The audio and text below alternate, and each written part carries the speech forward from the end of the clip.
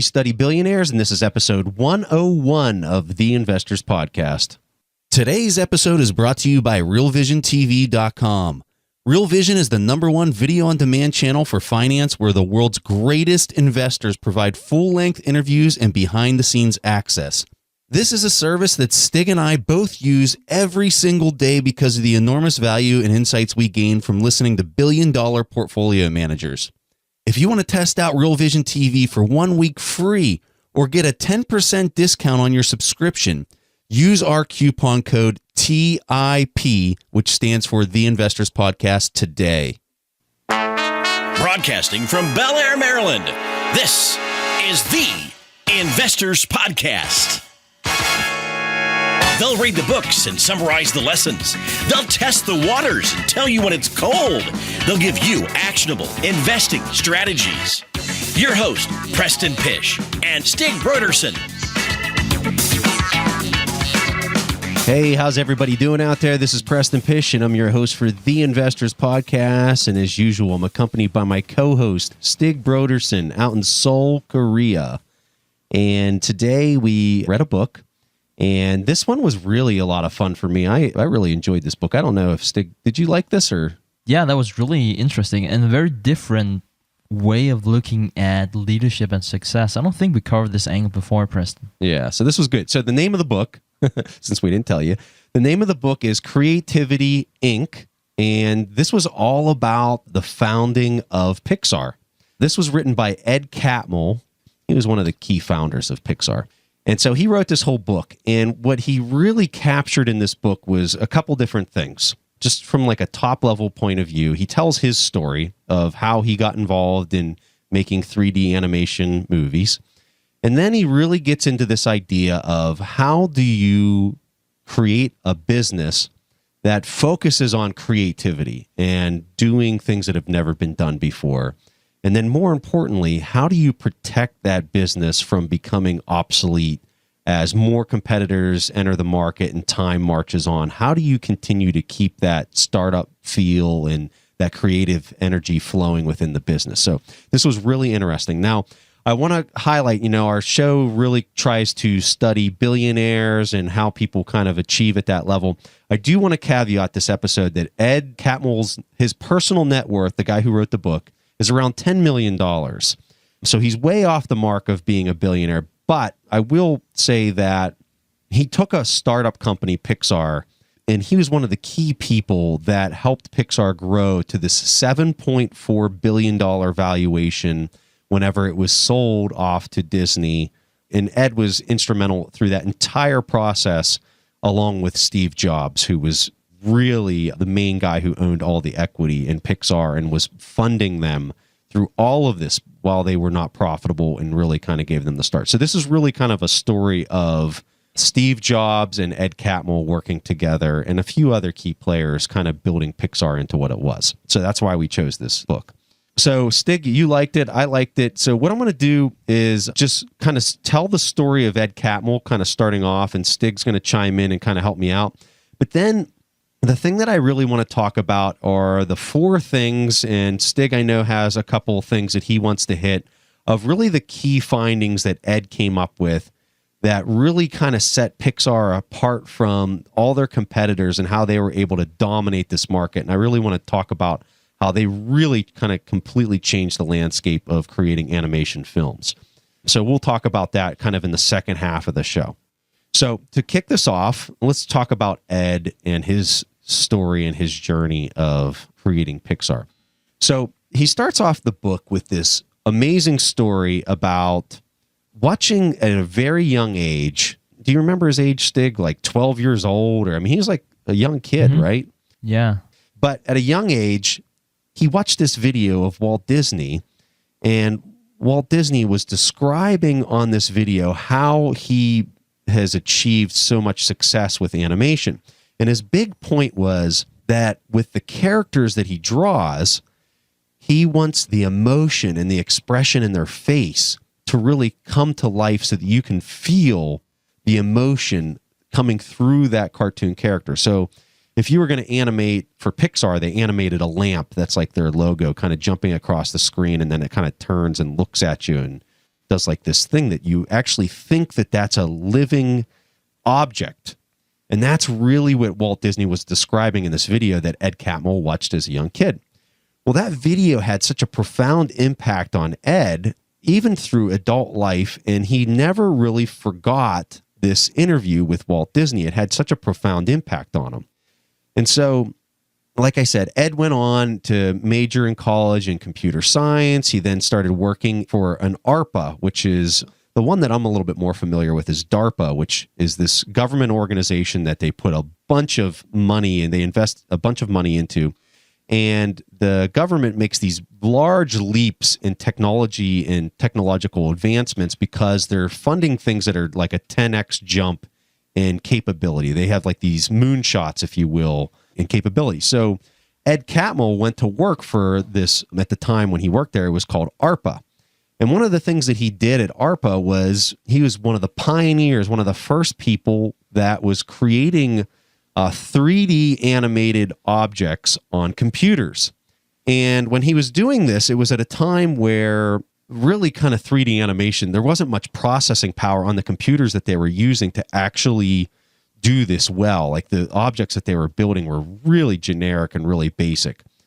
But Ed went through this. He ended up going to New York. He worked out in New York for a bit. And then he finds himself working for George Lucas under Star Wars. And George Lucas actually stood up this division where George Lucas was really trying to leverage computers and computer animation into his original 3 Star Wars movies. And so he brought Ed Catmull out to really kind of run this division of 3D animation and trying to mix it and synergize it with the way that they did special effects, just, you know, the old-fashioned way with the Star Wars movies. So this was really kind of where Ed got his start. He worked with George Lucas. He talks a lot in the book about how George influenced him, which I found to be a really interesting discussion. I'm sure Stig. And so he worked under George Lucas and just really kind of had a lot of influential moments and learned a lot from George Lucas's leadership style. So that had a profound impact on him as he went on to be the president and kind of run Pixar later on down the road. And a lot of George Lucas's qualities kind of come out in his leadership style. Yeah, Ed was very impressed by George Lucas's determination. For what he's told Ed was either you do it or you don't do it. Don't try doing something. That really leaves you room for a lot of failure. And this was definitely something that Ed brought with him to Pixar later on, as we'll cover later. Like, he made a ton of mistakes, but it was not like, yeah, let's see how this goes. It was more like, we're doing it and we might fail, but we are doing it. And that was a point that I really liked. So Pixar gets more advanced in their graphics and their animation that they're able to do. And they kind of get to this point where they're really kind of starting to make things that look like, I don't want to say it looks like the caliber of things that they're doing in today's day and age, but they're starting to make these 3D objects that are able to move and kind of move around the screen. And what I love about this book is he talks about how even back when he was a computer programmer and he was just starting to work on 3D technology on a computer, how his goal in life was to create a full motion movie with 3-dimensional objects on a computer. So this was like something he wanted to do when he was in his 20s, like way before the technology was even there. He wanted to make a movie. And this was something that he just kept telling himself, this is what I'm going to do. I'm going to eventually be able to do this. And it just seemed like he, along the way, like that was probably never going to happen. But he stuck to that dream and he stuck to this goal that he had. And so it was just amazing to hear the development of that. But for me, it was amazing to hear that at such a young age as he was going through the story of how this all unfolded. So got to a point where George Lucas really kind of, he's finishing up some of the movies and some of the technology, I think, was a little bit further behind than where he saw it. And more importantly, George Lucas needed to raise some money for his follow-on films because they got in some budget concerns and things like that. So for George Lucas, it kind of made sense, hey, I can raise some money if I spin off this 3D animation company that I kind of started on the side to take care of things. And so he started looking for potential buyers to try to sell Pixar, the division that he had created, off into other things. So long story short, along comes Steve Jobs later down the road, And Steve Jobs came in, and he kind of talks about this long relationship where Steve Jobs was interested but never really made a formal offer. And eventually Steve Jobs bought Pixar, and this is after he was ousted from Apple. Yeah, and the whole dynamic between Steve Jobs and Ed Catmull was just really interesting. And I think a lot of people have probably heard about how a lot of different businessmen and women over the years have trouble working with someone like Steve Jobs, because especially in the early stages of his career, he was very, I want to call it eccentric. And Steve Jobs always seems to know the right answer, but he didn't always agree with Ed. So before Steve was actually acquiring the company, Ed was asking him, so what if we disagree about a management decision? How is that going to work? And Steve Jobs' response were, I would just explain it to you until you understand that I'm right. And I just found that hilarious. Think about having a leader like that. I'll just explain it to you until you realize that I'm right. Well, and Ed's question, just for a little more context on what Stig's saying. So Ed asked this question to Steve Jobs whenever he knew he was a potential buyer of the company. So Ed was kind of like feeling out all these new bosses, if you will, like, do I even want to work for this guy if he buys the company? And that was one of the questions. And basically Jobs' response was, well, I'll just keep explaining it to you until you agree with me. But at the end of the day, whenever they start working together, Ed said that if they didn't agree, there are usually three things would happen, and they were equally likely. And he said that one thing is that he would discuss it with Steve, and he would actually sometime realize that Steve was right. And other times they would discuss, and Steve would say, well, you're right, Ed. And then the third and most interesting option was that they would still disagree after a few meetings, and Ed would just go ahead and do whatever he felt like doing. And the interesting thing is that Steve would never say anything to that, because Steve didn't respect anything as much as passion. And he felt like if he was willing to go through all this hardship to do this anyway, even though like he was really giving him a hard time for it, it must really mean he was so passionate that he would ultimately be successful than that. I think that was really a redeeming character, because there was a lot of very controversial things about Steve Jobs, but this was definitely one of the most redeeming characters about him, that he was actually so much respecting passion, which was just so important in a company like Pixar in the first place. Yeah, and it was neat because Ed, that last option that Stig was describing there, that Ed would exercise, he would just do it. He didn't really find that out until he probably worked with Steve for 5 or 10 years. It took him a while to figure that out. Like at first it was very emotionally charged and he didn't really know how to handle it. But after he had worked around Steve long enough, it was kind of like, I'm just going to ignore him. And then he found out that Steve really never did anything whenever he did that. And what I really like about this book is that Ed Catmull seems so authentic in everything he's saying, because he's not afraid of making himself vulnerable. And that's one of the things that we're always looking for in these books that we're reading about these successful people. Are they afraid of making themselves vulnerable, like really vulnerable? And he actually said that whenever he met Steve Jobs in 1985, in many ways it was not nice, because he felt and knew that Jobs was smarter than him, and he actually felt threatened. And for someone as successful as a Catmull to actually admit that, even though clearly Steve Jobs was super, super smart, I think that gives a lot of credibility to the book. And he's not afraid of saying, I've met with some really cool people, they were smarter than me, I completely respect them. And not in the sense that you hear a lot of CEOs saying something like, yeah, I always hire people that are smarter than me. And you kind of feel like they don't really mean it. But Ed Catmull was really sincere and authentic about some of the people that he really felt was a lot smarter than him. And when he's also so frank to say that I was actually feeling threatened. I mean, that's not impressed or anything like that. He was using words like embarrassed and threatened by other people. And that's something you really have to give him credit for, the honesty that he shows. The thing that I really liked about Ed's book is his writing style is phenomenal, which is something you'd kind of expect out of a guy from Pixar. But his storytelling in the book is obviously phenomenal. His writing style is phenomenal. You get the sense that he's just such a humble person and somebody that you would love to get to know.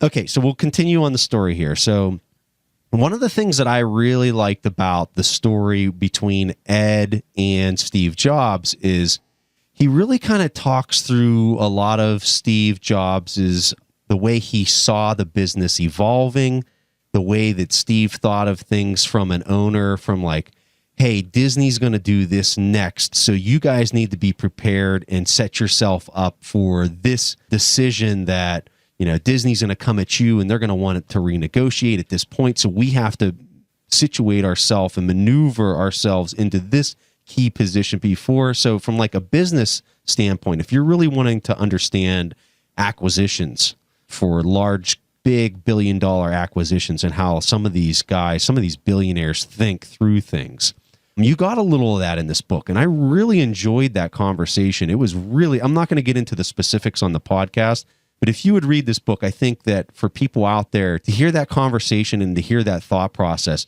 it was really valuable reading. And I think that it was something that a lot of people will enjoy. So, yeah, and just really short, it was like Steve Jobs was explaining about the timing of different events. And he was saying, oh yeah, we know that Disney wants to acquire us. We need to be successful. We need to create Toy Story. That was, by the way, a type of movie that was never seen before. And they even had to invent new technology to make that. Steve Jobs was like, yeah, we're just going to invent new technology. Then we're going to create a new movie. It's going to be number one. Then we're doing the IPO 1 week later. And he was actually doing all of these things like they would happen. He was doing the whole roadshow, the whole raising capital and everything, just like it was 100% certain that Toy Story would just be a blockbuster, and it was.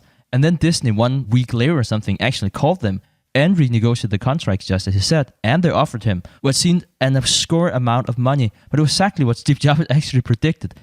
So, as Preston said, there was a lot of great details in the book about this acquisition, but it was really impressive to see how certain Jobs was that certain things would happen, and it was exactly how it played out. you know, I like the comment about Steve saying, so this is what's going to happen at this point in time. This is what's going to happen next. And this is what we're going to do. We're going to have a #1 film. And I kind of see that as a common thread amongst a lot of these billionaires that we study, is they literally think in these terms of like, okay, so, you know, in 5 years, we're going to be here. This is going to happen. And I think that mindset is so important for people as they're trying to create things and to think in that positive direction as if it has already happened. It's an amazing mindset. Okay, so once you kind of get through this discussion of Toy Story, which was the first major big hit for Pixar, that was just a total blockbuster, total game changer. Like we said, Disney came back. They wanted to renegotiate the terms because they felt very threatened at that point. And Pixar really kind of established themselves as a major competitor to what Disney had been doing up to that point in time.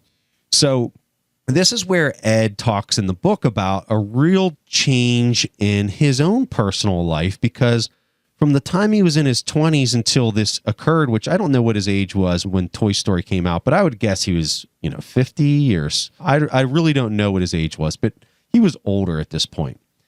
And the thing is he had accomplished his major life's goal at that point. His major goal was to create a 3D animation movie, full-length movie at this point. And he did it. And he said, you would think that at that point it would be really exciting to go on and make the next film and the film after that. He said, but to be honest with you, I went through a major emotional event in my life where I felt like I didn't really have anything else left to do. He really never felt so lost in his life, is the way he described it in the book. And so he said it took him a full year to really kind of grasp what it was that was next for him to do. And the thing that he kind of settled upon, and that it really kind of gave him the passion and the motivation and energy to kind of move forward and move on to the next thing, was this idea of, how do I preserve and protect Pixar at this point from becoming like so many other creative companies out there that die and lose that touch, that initial foundational touch that the whole thing was all about in the first place. And so he really kind of sets off on this journey of trying to capture what are those things that protect your company and protect your creative company specifically to maintain this standard. And that's what Stig and I are going to kind of outline right now of what because he talks about a bunch of things. He really kind of goes in this whole different direction and talking about their leadership style at Pixar, They talk about how once Disney bought them, Steve Jobs helped to negotiate that Ed would be in charge of not only Pixar now, but also all of Disney Animation. And as Ed took on Disney Animation, they had all these problems because the management style within Disney was very robotic and not very creative at this point. And so he talked about that process. He talked about how he tried to preserve the process at Pixar, and he threw out a bunch of different things. And what I did is I made a list of the 4 things that I found to be most important that he talked about. And so I know Stig might have a different list, and he might have some of the same stuff. But what we're going to do is just kind of a back and forth on our 4 main points of what we kind of captured for that idea. So the first thing that, just from an overarching point of view that I found, and this was more from the way Ed described things than the way that he directly told the reader what he thinks people need to do. And the number one thing that popped into my head after reading this whole book was the idea of humility and being humble. And that really comes from the way Ed was a leader. And, I've never worked at Pixar, so I might be completely wrong. If you're an employee, you might think that Ed's a total jerk, or you might completely agree with this. But from the information I gathered from the book and from reading his comments, he came across to me as being a very humble person and a person who doesn't see himself as being this big shot president of the company and the guy who's running the show. He was more of this figure that, yeah, I'm the president, and if you guys can't make the decision, I will make the decision, but I'd rather sit in a meeting and allow everyone to take part in the creative process and be that balanced person that just provides good, candid feedback, and I want every person to be a part of that process. And so his humility to me was such an important part to the success that he has had with Pixar and Disney Animation, because they went on to do big things. As soon as Ed took over, you saw them start having some enormous hits as far as the movies that they started making. So that was my first one. I want to hear what Stig's got for his. I think my first point is sort of like piggybacking on what you just said. And it's about how people interact. I actually have another point about interaction too, but in the interaction terms of, can everyone really speak their mind? And this is actually, I think it's within the first 2 minutes, something like that in the book, where he talks about at Pixar, they used to have like table cards. So they would say a Catmull CEO or whatever other name and title he would have. And the problem about having that, it might seem practical, it should be avoid confusion, is that people go into a certain role. So it would say, John Smith, the creative designer. And when you're put in a box, you're not creative. That's basically what he's saying. And he was also very humble about that the good ideas didn't always come from the top. Like everyone should be able to participate. So for him, it was about creating the environment. That was also some of the points that Preston was touching on before. But creating the environment to empower your employees and make them thrive. And Ed, he's very humble about him being at the very top, and that's not always a good thing. He said that at some point in time, he felt like there was actually no problems in the company. Like no one was showing up late. No one was like ever rude. Everything seems to be completely perfect.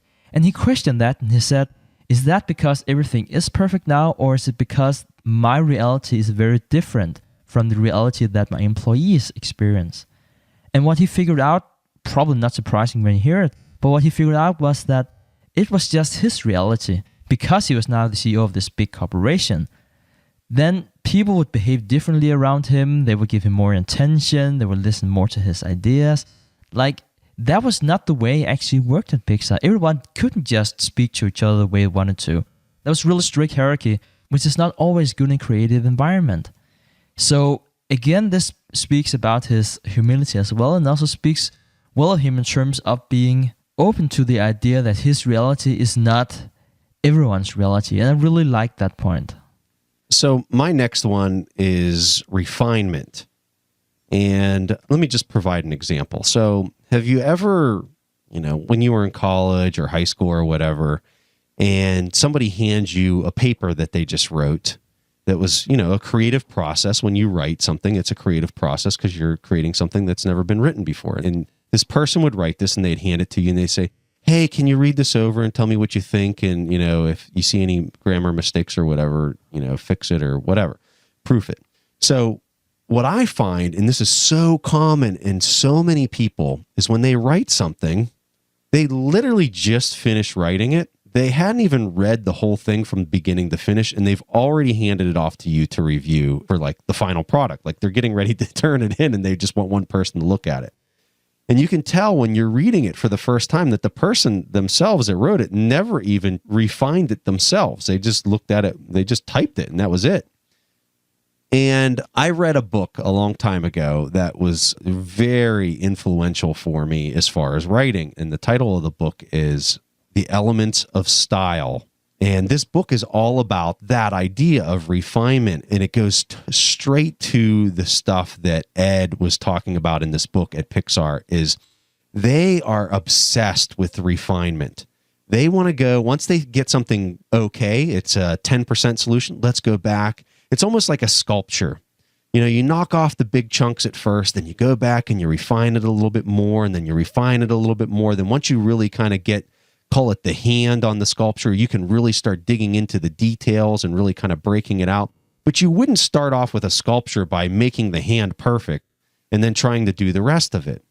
And that refinement that they go through there is a very thoughtful process. And what they did is they actually stood up a thing called a brain trust within the company of just a couple people that would watch, where the film was at, and they'd go through it, and they would make all their notes on why they thought maybe a certain scene or something wasn't working, and they would basically just identify problems. They wouldn't provide solutions at all. That was actually built into their model, was just to identify the problems. And then they'd hand those problems off to the director and the person who was responsible for implementing change. And that person could look at it and either A, make the change, or they could completely disagree with it. They had that latitude to act in the direction that they wanted.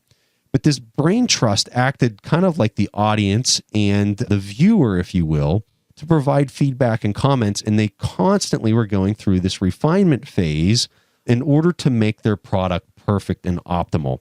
So kind of going back to my initial example of writing a paper, I know you've also been handed a paper from a person who has gone over it 10, 20 times, and you're reading and you're just like, this is amazing. This is phenomenal. And that's a result of refinement. And so I think that when you talk about the creative process, it's so important to just go back, get many opinions. Some of them you're going to agree with, some of them you're not going to agree with. But you got to go back and you got to really, really work at things in order to make the quality just amazing. And that's something I really captured out of Ed's comments. Yeah, it really seemed, Preston, that the quality was just so important for everyone. And that's also a part of the mission and part of the purpose. Whenever they're doing, I think it was one of the Toy Story movies as well, but apparently it shouldn't be go out to the theaters. It should be like a video version. It was really stressful for everyone because they felt that the quality was not good enough. And I really like that about an organization. Like if everyone is stressed out about the quality and not so much in terms of, well, they're actually pretty sure it would make a decent amount of money.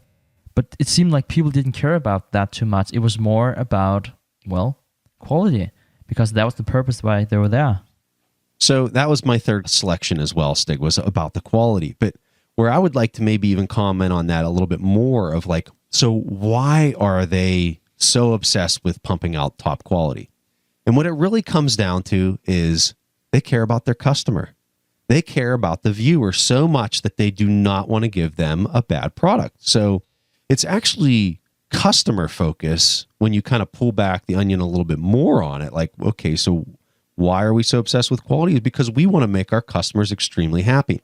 And I think that where a lot of businesses miss the boat on when you take that approach of focusing like a laser beam on the customer, what you're actually creating, what the benefit of that is, the long-term benefit, and I think that's the really key word here, is the long-term benefit is that you are creating a brand with power over the long term.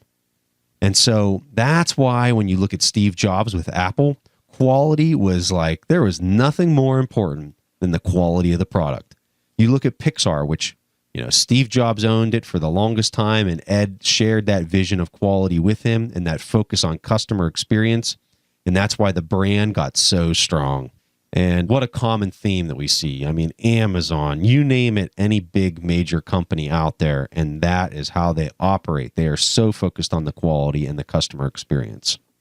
One of my high points is about failure. And I always like this discussion about failure. And I think action speaks louder than words, because a lot of companies are saying, yeah, it's okay to fail, we'll learn from our mistakes. But I don't think that many companies are actually really, I wouldn't say passionate about making mistakes. I think that would probably be wrong to say that, but really accept that as a premise of doing great work. Clearly, this comes from the CEO, but he actually brings up a very interesting example in terms of failure. So he's saying that at some point in time for Toy Story 2, the movie was actually more or less deleted, and it was because of a personal error. Apparently, some employee had typed in the wrong command, and then 90% of the movie just disappeared. And then, well, luckily, they had a backup system in place. Well, the problem about that backup system was that they actually didn't install that correctly. So there's actually no backup. So this is pretty bad. They've been working day and night for this for a year or something like that. So this was really, really bad. And this was actually really lucky. And one of the employees had taken her own backup because I think she was pregnant, or she was on maternity leave at that point in time. So she kind of had almost all the files that were automatically backed up at her computer back home. So they didn't lose the movie. But he said that actually happened next was really interesting. They didn't set out to find and punish that person. Surely they were making sure that the system worked and it wouldn't happen again. But he said that whoever did that, they weren't that interesting, and they never announced that. I don't know if they even realized who that person was. Perhaps it was to sugarcoat it, I don't know, but that was actually what he said.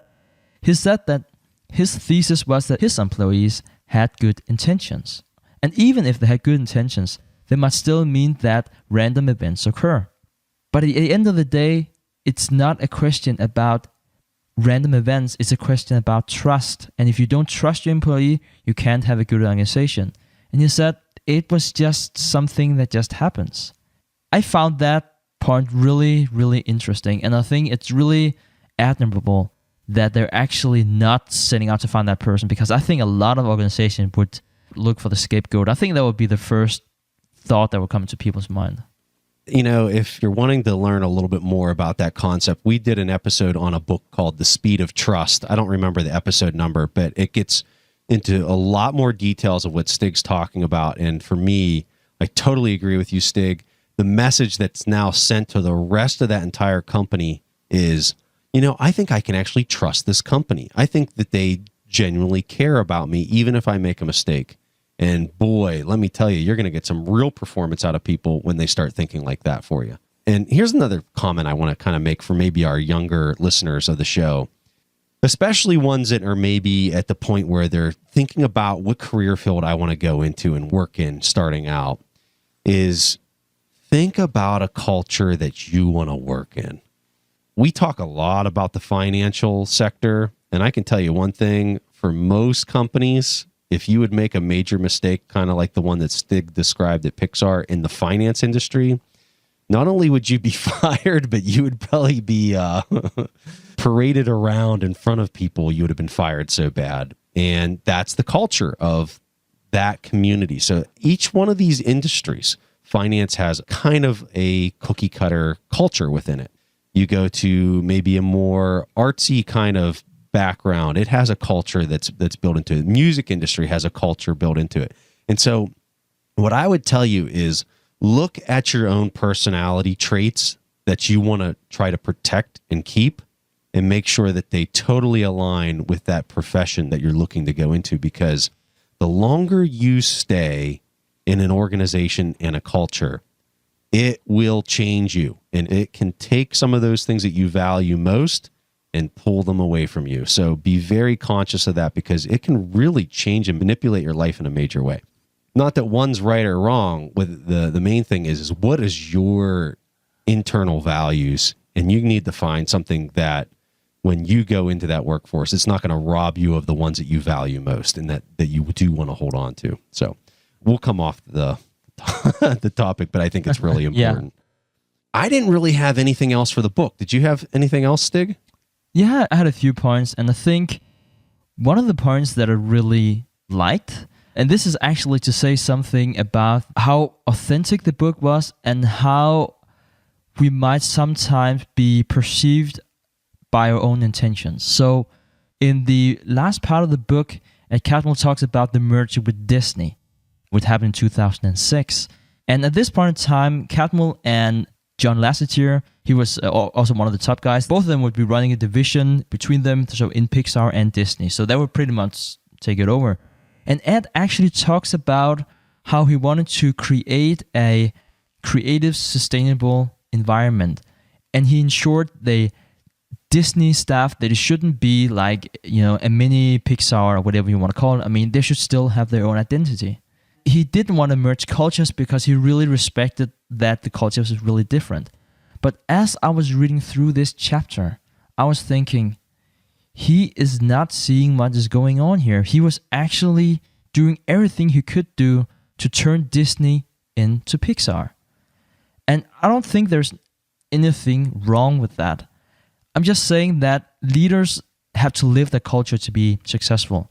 They probably can't lead any other way. But to come as a leader and say, I don't want to change anything with your culture, what you're doing is perfect.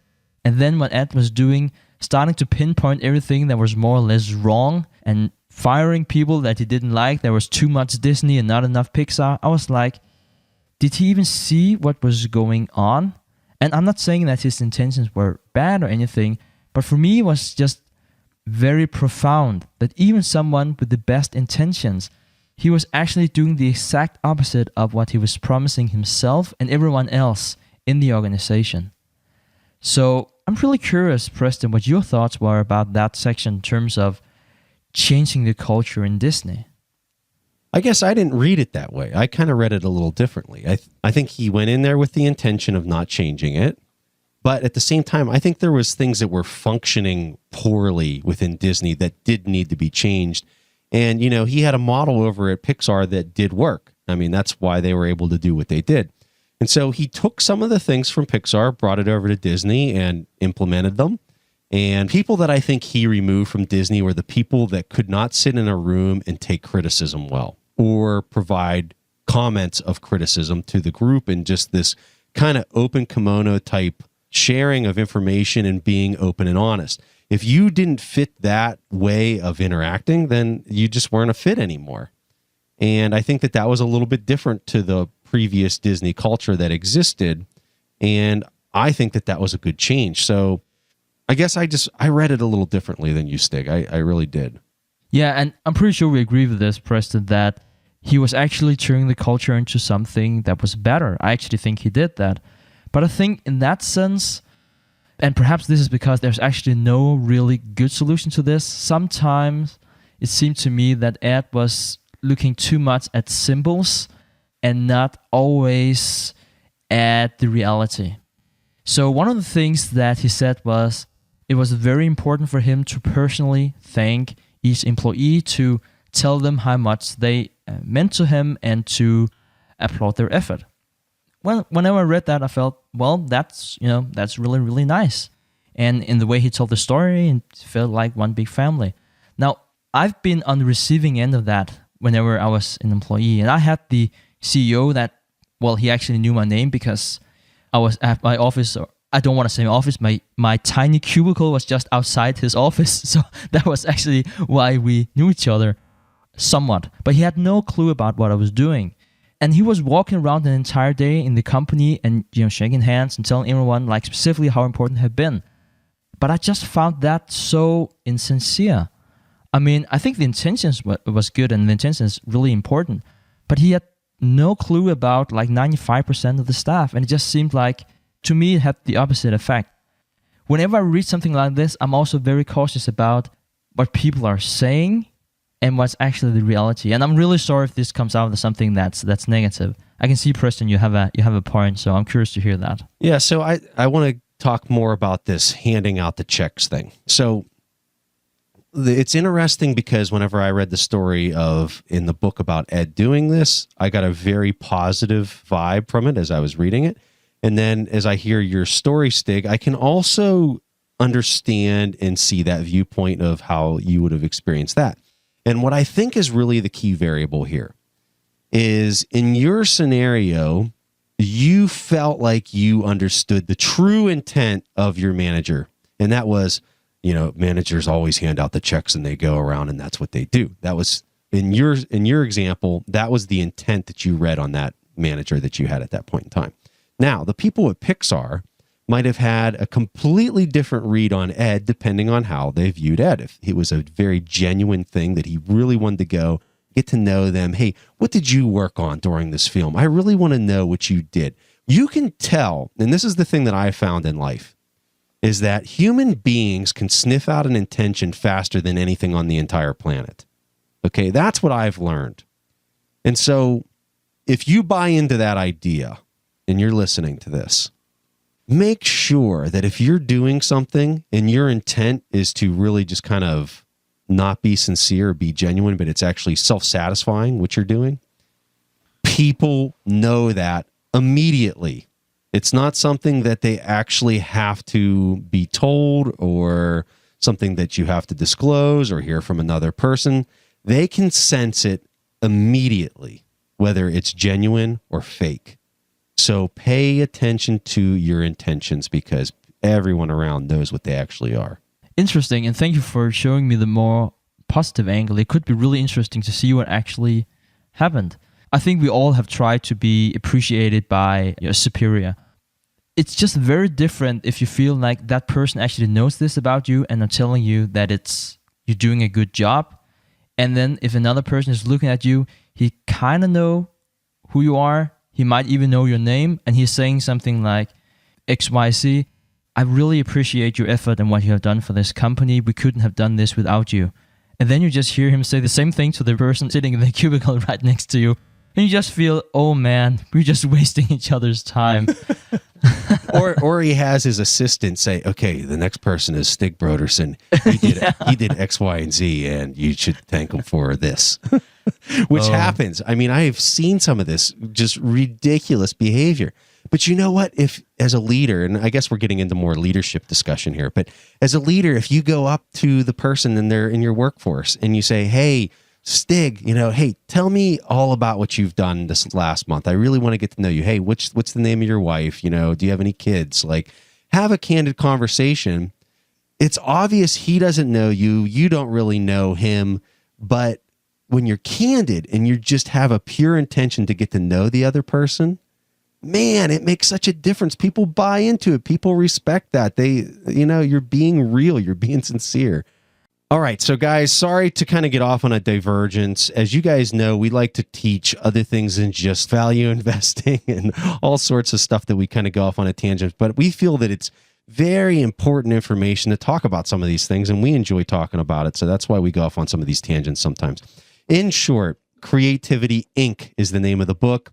We're going to send out our free executive summary of the book. It's like 5 pages long here. It's for anybody that's on our email list. We don't send out any spam, so make sure you guys sign up on that to get our executive summary of the book. I really like this book. I think it's a really important read for people that are looking at a couple different things. Corporate culture. How do I create a brand that will be enduring?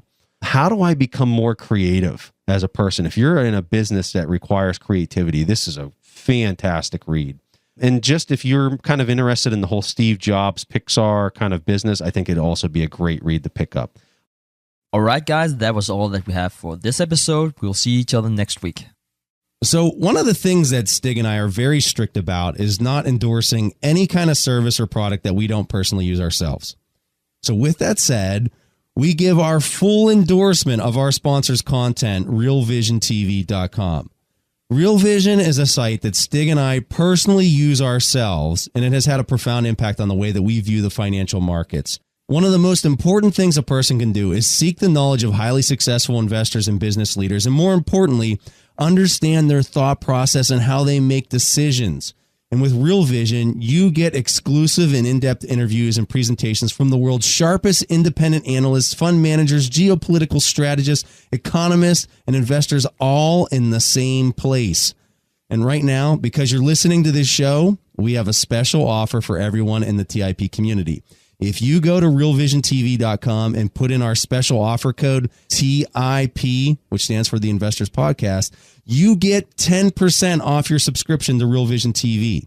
And if you're not sure if you want to get a subscription to the site without seeing the videos and content first, we completely understand that. That's why Real Vision is offering the TIP community a free week trial to see if you like their service. So trust me, you cannot afford to ignore the value that Real Vision creates with these in-depth, full-length interviews from famous investors like Kyle Bass, Jim Rogers, Tim Ferriss, and many more. The people being interviewed often have a net worth far exceeding hundreds of millions of dollars, and watching Real Vision is like being able to sit in the corner of a room and listen to a conversation that you're not supposed to have access to. So don't pass up this amazing offer to tap into the world's smartest investors all in one place and go to realvisiontv.com. Don't forget, use the discount code TIP for your free week and 10% discount today. Thanks for listening to The Investors Podcast. To listen to more shows or access to the tools discussed on the show, be sure to visit www.theinvestorspodcast.com. Submit your questions or request a guest appearance to The Investors Podcast by going to www.asktheinvestors.com. If your question is answered during the show, you will receive a free autographed copy of the Warren Buffett Accounting Book. This podcast is for entertainment purposes only. This material is copyrighted by the TIP Network and must have written approval before commercial application.